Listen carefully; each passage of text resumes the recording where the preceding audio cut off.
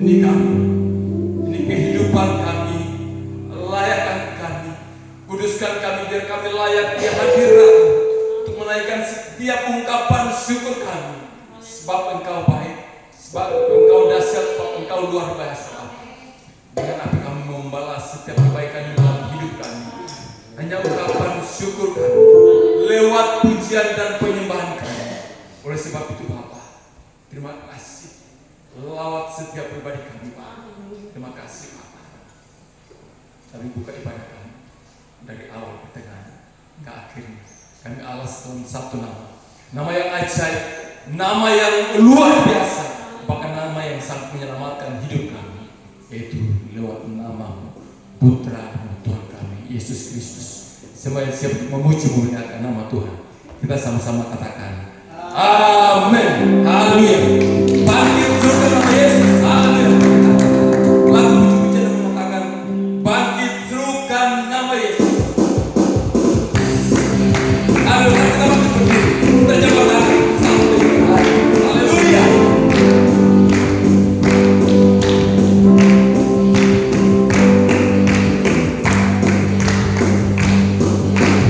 Bangkit surga nama Yesus.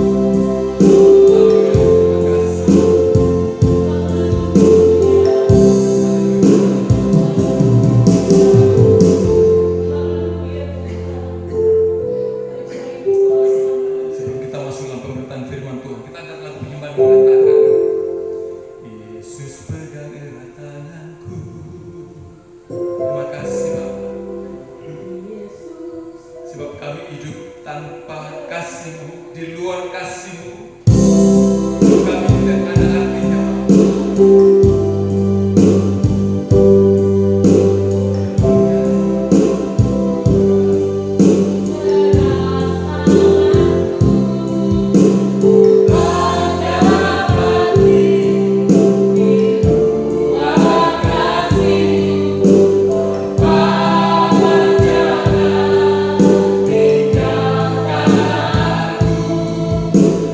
Kau awas selalu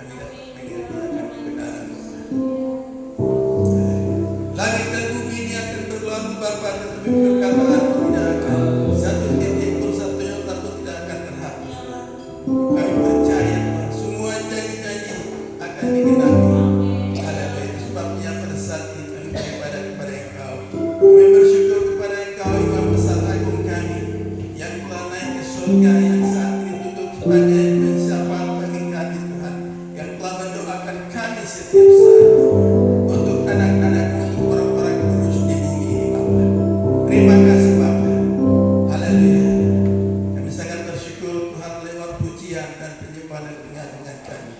Tanda kehadiran-Mu Tuhan sebagai imam besar di tengah-tengah jemaat Tuhan pada saat siang hari ini Bapa. Terima kasih hamba-Mu manusia biasa, haleluya, penuhnya keterbatasan. Tuhan, Engkau yang punya hikmat pengetahuan, tambah-tambahkan itu dalam kehidupan hamba, sehingga apa yang hamba dapat berkata-kata, apa yang keluar daripada mulut hamba Tuhan, bukan terjadi oleh pikiran hamba Tuhan, tetapi itu terjadi oleh Roh Kudus yang menerjemahkan kebenaran firman-Mu dalam setiap kehidupan kami. Terima kasih Bapa, kami sangat mengucap syukur, haleluya. Kami siap sambut kebenaran firman Tuhan pada saat siang hari ini. Haleluya, semua yang percaya katakan amin. Haleluya, shalom. Puji bagi nama Tuhan pada saat ya menjelang siang yang luar biasa kepada kita, kepada yang dipimpin oleh Roh Kudus.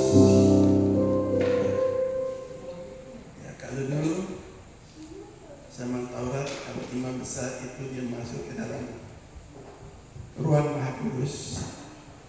Dan sementara dia membawa darah untuk memercik dalam ruang Maha Kudus, di dalam tempat yang dimana ada tempat perdamaian di sana. Waktu dia mau keluar dari sana itu ada kering-kering di ujung jubah daripada imam besar itu. Kalau tidak ada bunyi-bunyi di dalam, tidak ada lonceng-lonceng yang bunyi, waktu dia mengundur dari dalam kemah itu keluar, berarti tandanya bahwa imam besar dia mati di dalam karena ada dosa. Tetapi ketika itu berfungsi, ketika imam besar itu melangkah keluar ke kemah suci, kembali lagi sesudah mendapatkan perdamaian dengan umatnya, akan bunyi tandanya bahwa imam besar tidak mati, imam besar tetap hidup. Imam besar agung kita itu adalah Yesus Kristus, amin. Yang dia telah mati dan telah naik ke surga. Dan dia berjanji kepada murid-muridnya bahwa kamu harus pergi ke anjing Yerusalem. Di sana kamu harus tunggu sampai genap iman saya akan mengirimkan kuasa kepadamu. Tandanya bahwa imam besar itu, kehadiran Allah itu lewat imam besar kita Yesus Kristus. Tandanya bahwa kita menyembah Dia, kita merasakan ada sukacita, ada damai, ada orang yang berbahasa roh, ada orang yang bersukacita, mengalami sukacita yang luar biasa. Itu tandanya bahwa imam besar kita sedang hadir. Amin. Walaupun kita ini seberapa, di situ hanya tidak jumlah besar, ya bangku-bangku kita kosong, tapi kita merasakan bahwa imam besar kita Yesus Kristus itu ada hadir di tengah-tengah.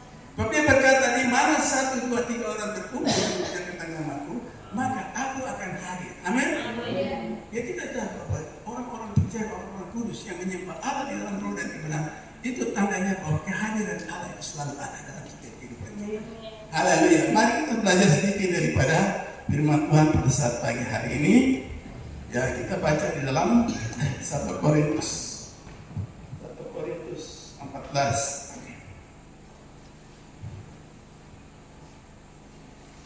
ayat yang ke-1.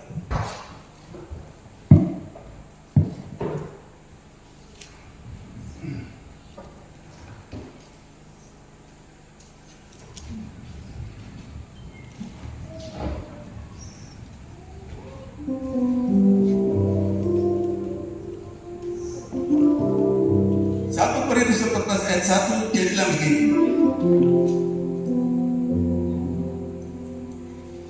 kejarlah kasih itu dan usahakanlah dirimu memperoleh karunia-karunia roh, terutama karunia untuk bernubuat. Jadi Rasul Paulus dia menulis kitab ini. Kalau kita mulai ikuti mulai dari pasal 12, 13 sampai 14 ini berbicara tentang kasih dan karunia-karunia Roh Kudus yang bekerja di dalam gereja Tuhan. Jadi kenapa hal ini Rasul Paulus mengajarkan kepada kita? Seperti yang tadi saya singgung, ya, bahwa kehadiran Allah itu selalu akan dilihat karena ada sukacita. Ada Roh Kudus hadir di tiap kehidupan anak-anak penjemaah Tuhan yang memuliakan Tuhan, yang penuh sukacita, yang menyembah Allah di dalam roh dan kebenaran. Waktu dia berkata kepada seorang perempuan di sumur Yakub, dia katakan, akan tiba waktunya orang tidak akan menyembah lagi di gunung sana atau di lembah sana, Yerusalem ataupun di Samaria, dan orang akan menyembah Allah di dalam roh dan kebenaran. Dan saatnya akan tiba.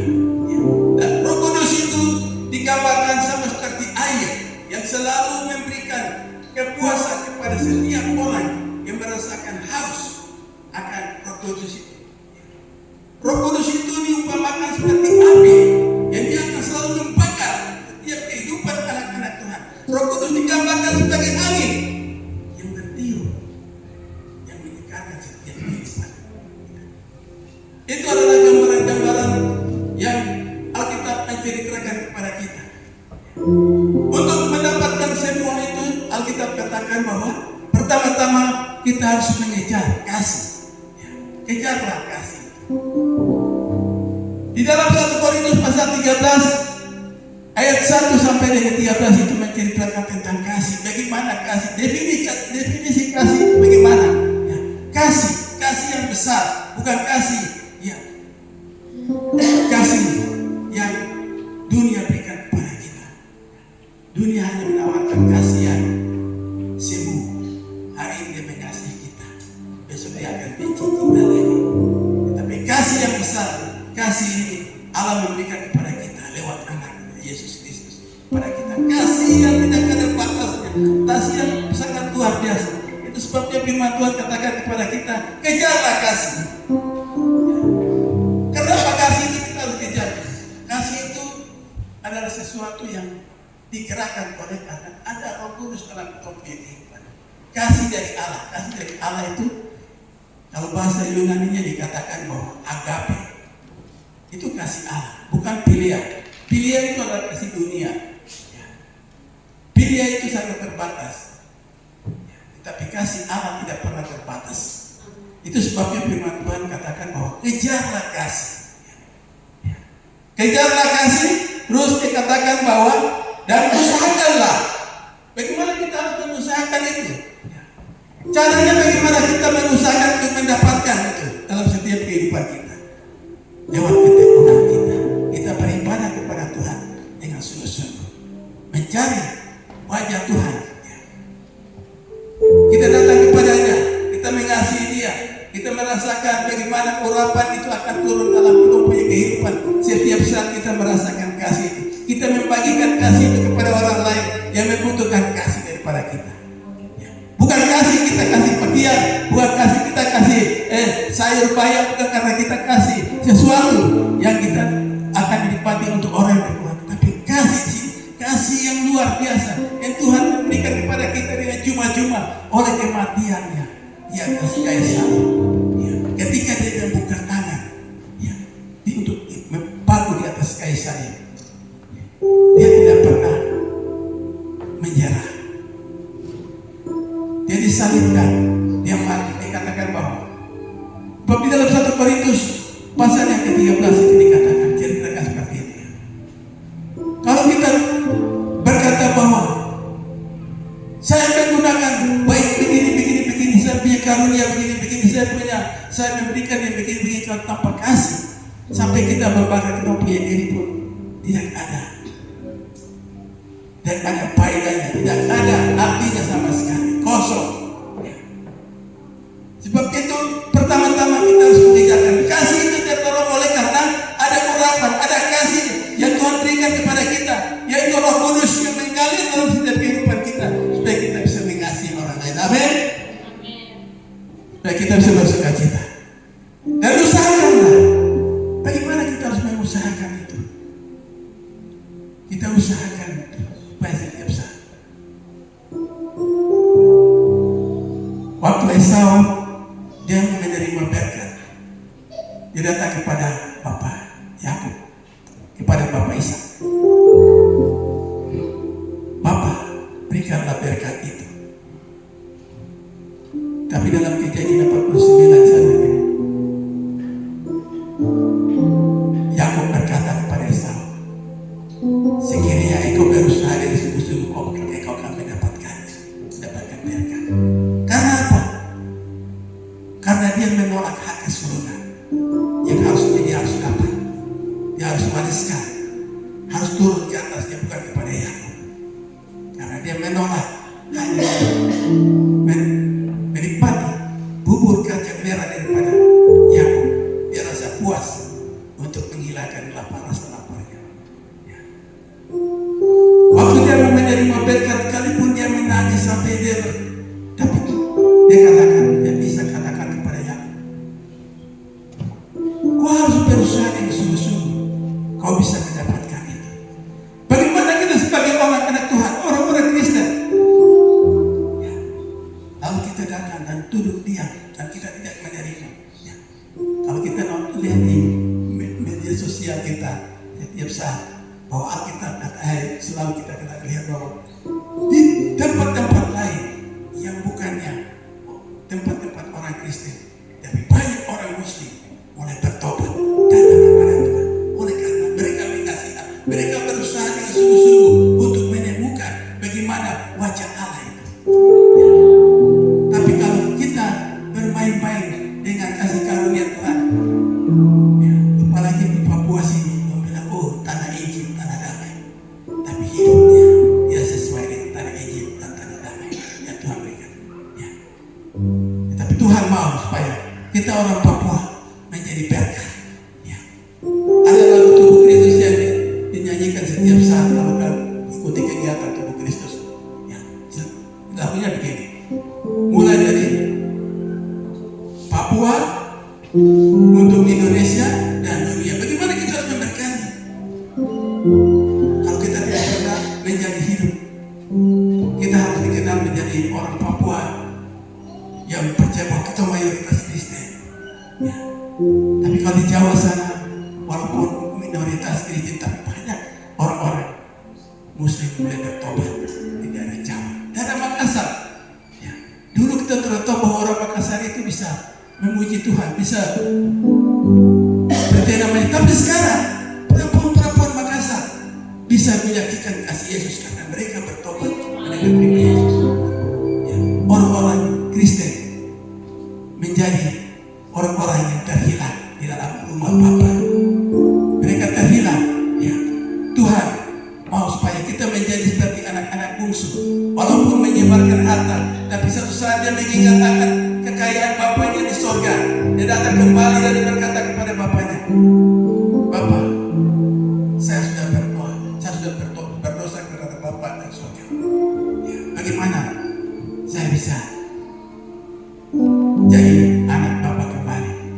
Tetapi saudara yang sulung ini punya selalu beribadah, selalu hidup. Dia bapaknya menikmati segala fasilitas, tapi dia berpoya-poya dan dia tidak mau menikmati kekayaan yang bapaknya berikan kepadanya, hartanya kepadanya. Tapi anak sulung dia menyesal. Saudara dan saya seperti anak-anak bungsu yang telah kehilangan kemuliaan Tuhan. Dan kita katakan bahwa semua orang telah berbuat dosa dan telah kehilangan kemuliaan Allah. Saudara dan saya, oleh karena kasih, makanya Tuhan katakan, firman katakan bahwa kita harus berusaha. Berusaha bukan berarti tunggu-tunggu, ya. Untuk menerima kuasa, untuk menerima karunia-karunia itu, supaya dia akan bermanifestasi di dalam kita punya di mana kita beribadah. Ya. Roh Kudus itu akan mengalir setiap saat. Dia akan memberikan jawatan-jawatan, dia akan memberikan karunia-karunia. Ya.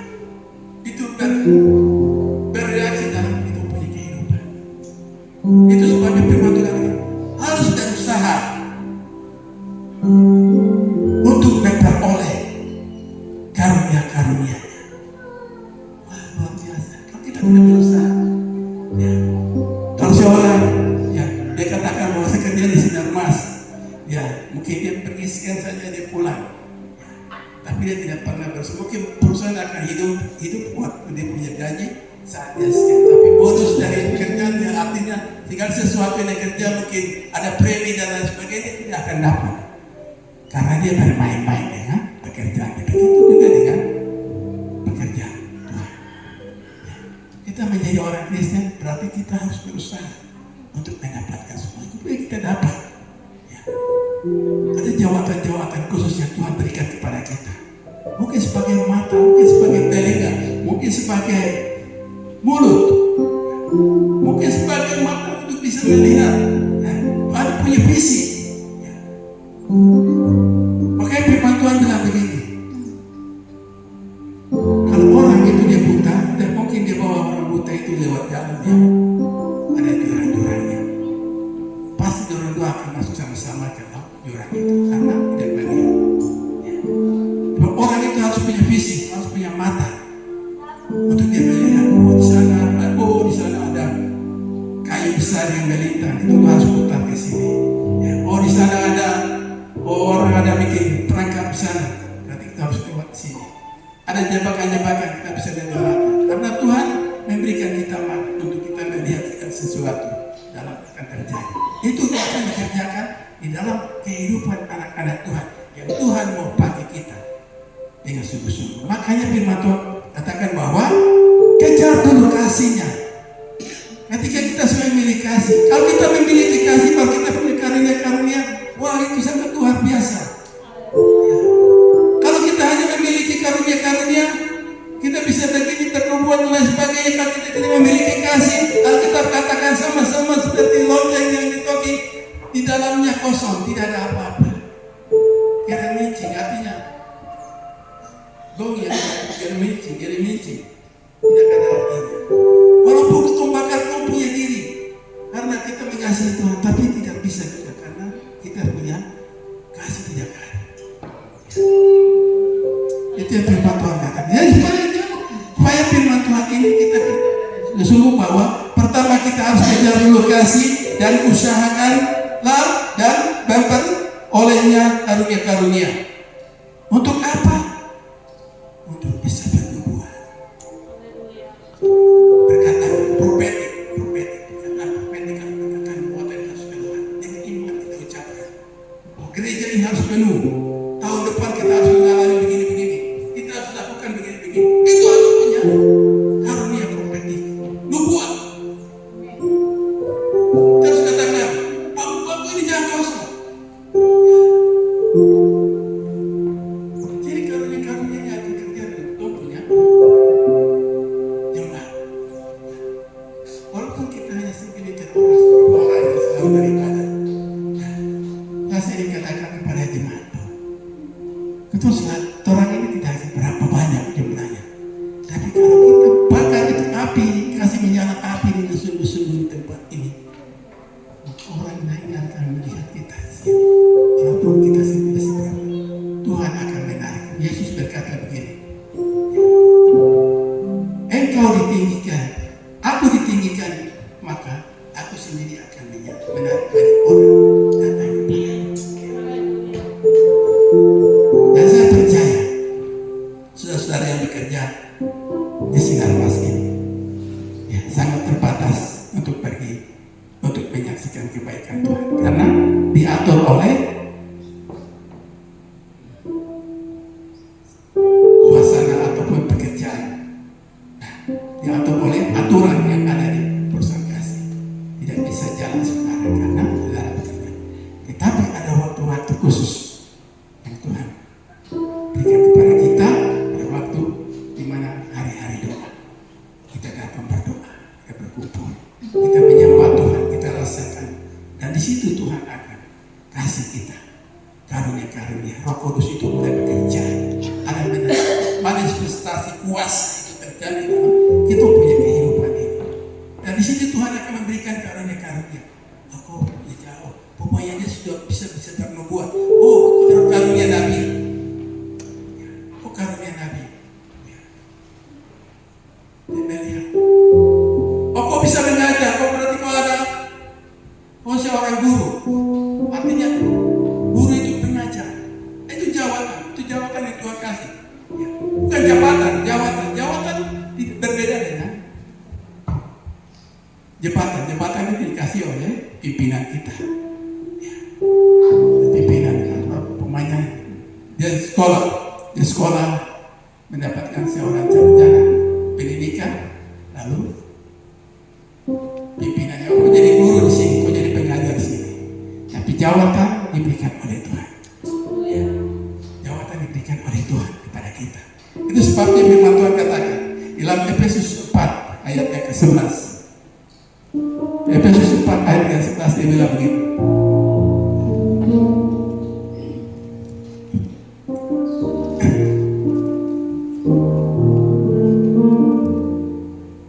Ada yang dapat aku baca?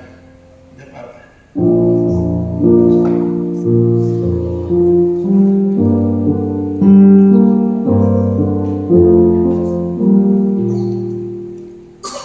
Efesus 4 ayat 11. Dan ialah yang memberikan baik rasul-rasul maupun nabi-nabi, baik pemberita-pemberita Injil maupun gembala-gembala.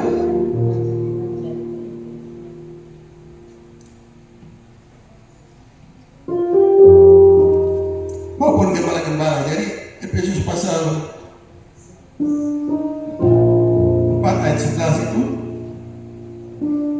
maupun gembala-gembala dan pengajar-pengajar untuk memperlengkapi orang-orang kudus bagi pekerjaannya.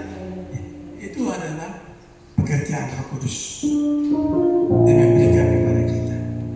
Jadi waktu dalam perkumpulan jemaat, Rasul Paulus dia mengajarkan kepada orang-orang Korintus, dikatakan mulai dari pasal yang ke-12 tadi. Dia katakan bahwa kamu harus berusaha untuk mendapatkan semuanya itu. Ya, karunia-karunia Roh Kudus itu supaya bekerja. Ini akan menolong kita dalam setiap, baik dalam pribadi kehidupan kita, supaya kita bisa bertumbuh dalam perkumpulan jemaat. Perkumpulan jemaat seperti yang dikatakan, gereja itu akan hidup karena imam besar itu hadir dalam setiap kehidupan. Ada yang berpuasa, ada yang mulai berhubungan, ada yang mulai bermasmur. Itu adalah pekerjaan-pekerjaan Roh Kudus yang kita katakan. Jadi Tuhan pakai sini dikatakan bahwa ayat yang sudah begini. Dan dia yang memberikan baik rasul-rasul maupun nabi-nabi. Rasul itu dia punya tugas itu.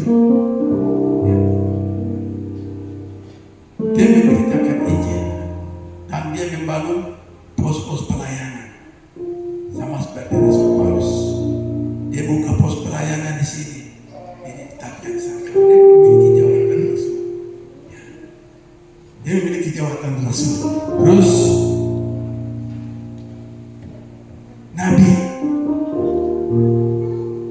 Nabi itu dia selalu bisa menunjukkan kesalahan. Artinya dengan dia bisa melihat segala kekurangan daripada orang yang adalah masalah, dengan masalah. Nabi juga dia bisa menegur yang keras, sekalipun dia seorang pendeta, tapi dia bisa tegur. Bukan berarti dia langsung tolong pemain saya berdiri di sini baru jabat tolong saya. Kau punya dosa begini tidak. Tapi semua karunia yang Tuhan berikan, semua itu tunduk kepada otoritas kuasa Allah dan dapat digunakan untuk hormat dan kemuliaan bagi nama Tuhan. Nabi tujuannya dia mengoreksi dalam perkumpulan jemaat begitu, dia akan bernubuat.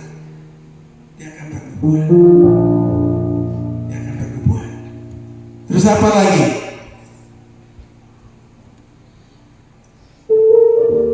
Berita Injil, ini adalah penginjil yang suka bikin KKR, memberitakan Injil.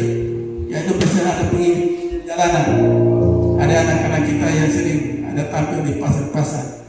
Jangan kau pikir begini, dorang kenapa tidak ada gereja? Karena dorang datang khotbah sini.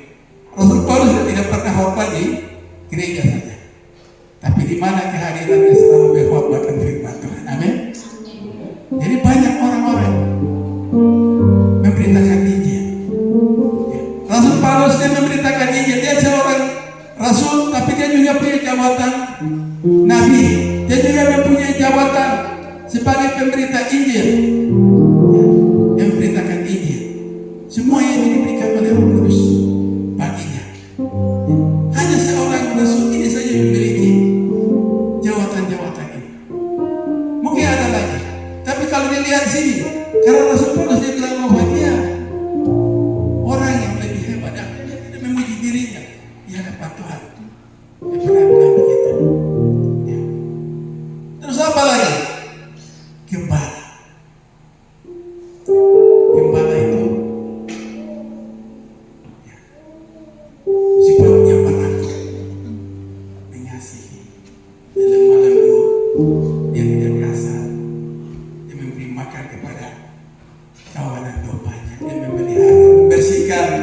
kandang dan lain sebagainya. Itu adalah pekerjaan gembala. Tidak pernah mengeluh. Itu seorang gembala. Terus apa lagi dikatakan sini? Pengajar, guru. Guru itu dia mengajar.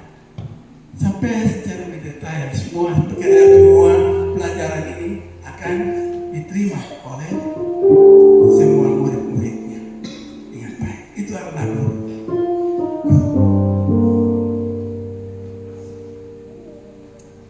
Dan ini semuanya untuk melengkapi, kita katakan untuk melengkapi orang-orang kudus bagi pekerjaan pelayanan bagi pembangunan tubuh Kristus. Jadi kalau hal ini terjadi, Alkitab katakan dalam di dalam 1 Korintus kita baca selanjutnya sampai ke bawah, kita ketemukan di sana bagaimana orang-orang ini akan berkumpul. Ya, mereka akan kumpul satu tempat, mereka akan berdoa, ada yang bermasmur, ada yang akan berhubungan, ada yang akan melihat penglihatan. Semuanya itu melengkapi tubuh Kristus, melengkapi pelayanan dalam gereja Tuhan, pelayanan dalam tubuh Kristus. Tubuh Kristus itu bukan satu saja, tetapi tubuh itu ada kepala, ada leher, ada tangan, ada kaki dan lain sebagainya. Itu yang disebut dengan tubuh Kristus. Tidak mungkin jari dia bilang begini, jari kelingking dia bilang begini. Masa ini tidak ada artinya sama sekali. Sekarang saya kecil, saya tidak bisa beraktivitas mengangkat beban yang berat.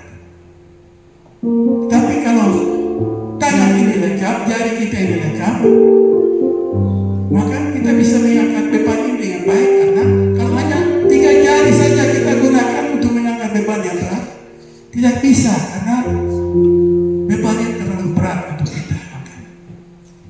Jadi kita harus mengangkatnya bersama-sama, ya, supaya kita tidak bisa bilang begini, kaki ini saya tidak ada artinya karena saya tidak, atau mata bilang, saya kan bukan kepala jadi, bukan tubuh jadi, saya tidak ada arti. Tapi kalau mata bilang, mata tertutup baru tubuh ini bisa jalan tanpa mata kan? Ya.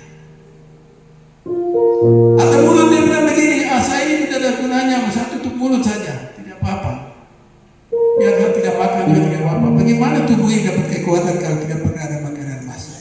Ayo masuk untuk tubuh. Karena kita semua yang membutuhkan. Kita ini adalah semuanya tubuh Kristus. Ada yang memang kita kuatkan sama-sama. Yang ringan sama digigit, yang berat sama dipikul. Ya. Jadi tidak ada perbedaan. Rasul Paulus katakan bahwa tidak ada perbedaan di antara kita. Kita semua sama. Tapi yang memberikan dorongan dalam setiap kehidupan di dalam kasih yang mendorong kita. Oleh karunia Roh Kudus yang bekerja dalam punya kehidupan. Itu sebabnya firman Tuhan katakan kepada kita bahwa kejarlah kasih. 1 Korintus 16 ayat 40. Ayat 16 ayat 14. Dia bilang,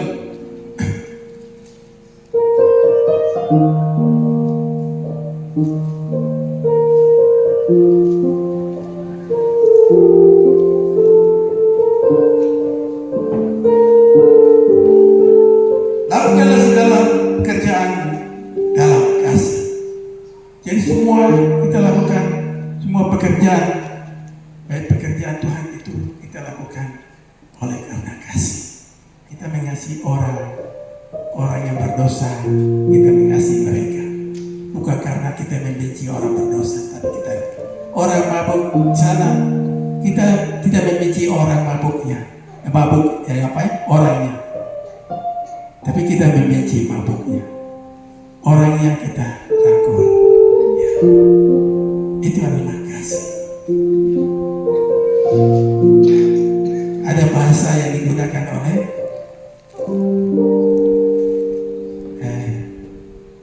orang-orang politik. Orang politik apa bahasa begini? Kasih yang menerobos,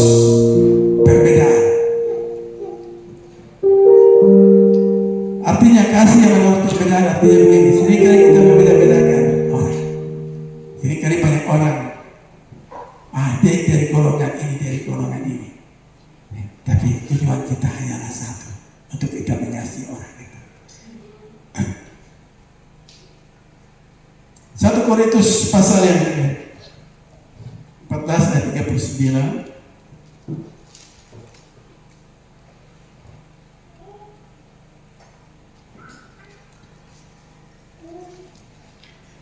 Karena saudaraku, yang usahakanlah dirimu untuk memperoleh karunia untuk bernubuat, dan janganlah melarang orang berkata-kata dengan bahasa roh, tapi segala sesuatu harus berlangsung dengan sopan dan teratur. Jadi ini adalah Tuhan kasih tahu, Firman Paulus kasih tahu supaya segala sesuatu dalam pertemuan ibadah kita mengejar kasih, terus kita menerima semua apa yang Roh Kudus mau bekerja. Orang bisa bicara dari sebebas-bebasnya kepada Tuhan, karena Roh Kudus, bahasa roh itu diberikan oleh Tuhan. Yang mengerti bahasa roh adalah Allah sendiri. Manusia tidak bisa mengerti bahasa roh, karena bahasa roh itu diberikan oleh Allah untuk kita, untuk membangun diri kita, untuk membangun orang lain. Kita mengasihi orang lain. Ketika orang berkata-kata dengan bahasa roh, dan di sini juga ada orang yang harus menafsirkan bahasa roh. Alkitab katakan, kalau dia bisa berbahasa roh, tapi tidak ada orang yang menafsirkannya, biarlah dia tenang diri, dia tenang di tempat. Waktu menyembah tidak apa-apa. Ada kalau begitu ini diberikan kesempatan untuk bisa bermain Roh Kudus untuk bekerja. Kalau ada yang menafsirkan bahasa roh, ada penafsirnya. Tuhan berikan hikmah untuk menafsirkan bahasa roh. Alkitab menceritakan. Kita baca itu 1 Korintus itu seterusnya, kita bisa mengerti bagaimana Roh Kudus itu bekerja dalam setiap orang.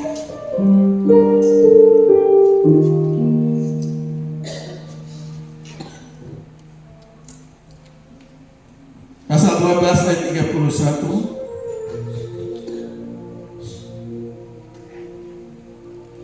Korintus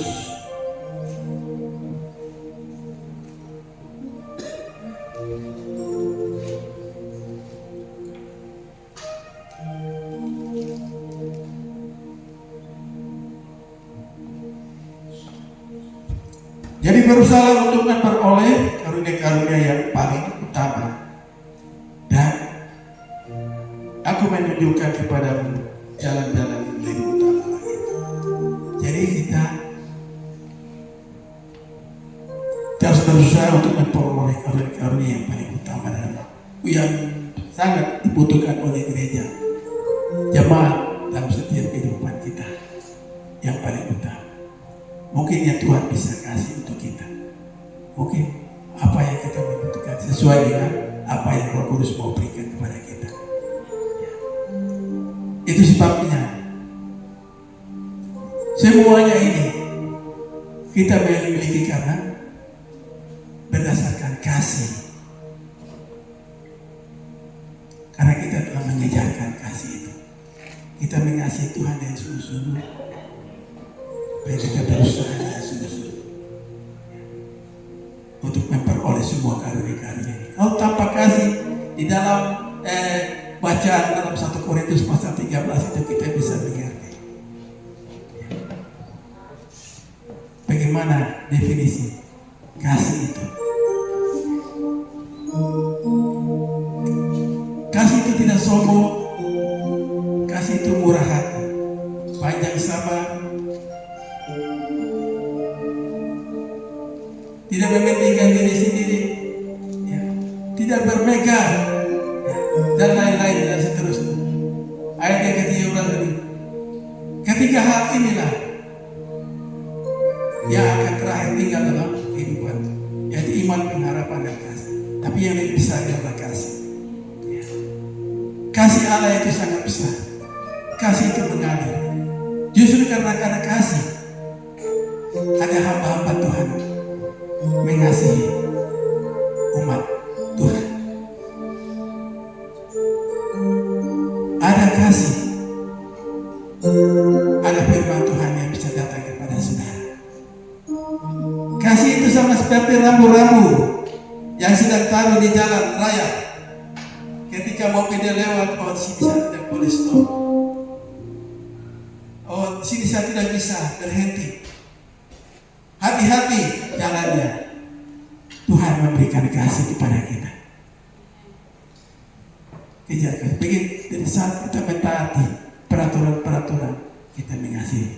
Firman Tuhan bilang begini, waktu orang muda datang kepada Tuhan Yesus bilang begini, Tuhan, apa yang harus saya buat untuk saya bisa masuk kerajaan surga? Tuhan Yesus bilang begini, kasihilah Tuhan Allahmu dengan segenap hatimu, dengan segenap akal budimu, dan dengan segenap kekuatanmu.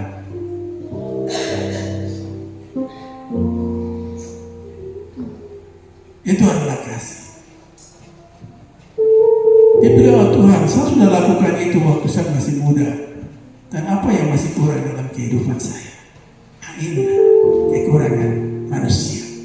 Tapi Tuhan mau supaya kita mengasihi dia dengan sungguh-sungguh. Jangan setengah-setengah. Ya, Tuhan tidak pernah mengasihi saudara dengan setengah-setengah. Dia memberikan semuanya. Dia katakan bahwa sudah selesai. Ketika dia digantung di atas kayu salib, dia katakan bahwa sudah selesai. Ya. Itulah sebabnya kita berusaha kejar kasih, usahakan untuk kita memperoleh semuanya itu. Maka Tuhan akan memberikan kepada kita. Ya, firman Tuhan yang singkat yang saya bisa membagikan periode yang keterbatasan, kiranya Tuhan Yesus mempunyai firman Tuhan dapat memberkati kita. Haleluya. Kita nyanyikan lagu yang tadi, kasih pasti lemah lembut.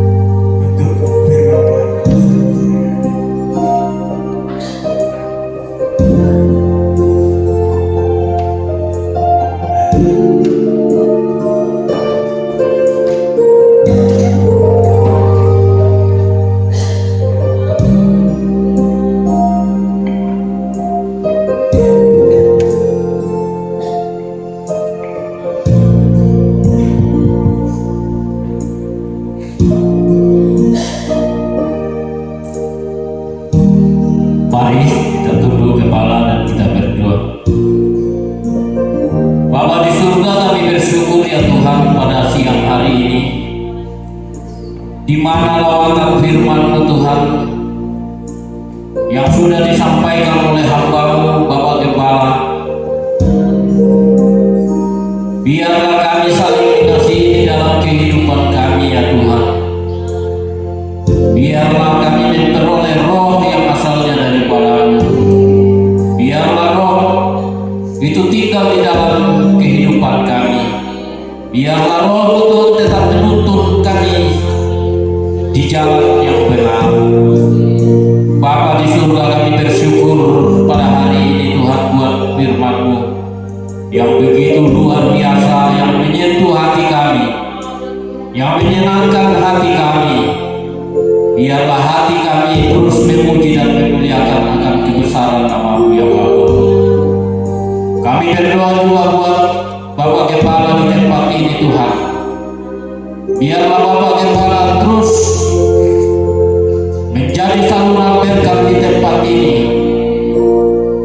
berkat damai, berkat rohani, dan berkat pemberitaan firman-Mu di tempat ini ya Tuhan. Biarlah kuasa-Mu mengalir di tempat ini Tuhan. Biarlah firman-Mu Tuhan tetap berkuasa di tempat ini ya Bapak. Bapak terima kasih buat lawatan firman-Mu di siang hari ini. Demikian juga jemaat-Mu yang sudah mendengarkan firman-Mu Tuhan. Biarlah mereka melakukan kebenaran firman-Mu itu di dalam kehidupan mereka. Kami percaya bahwa firman-Mu ya dan amin di dalam kehidupan kami. Bapak terima kasih. Inilah doa kami. Hanya di dalam nama Tuhan Yesus kami datang berdoa kepada-Mu. Haleluya, mari kita katakan amin.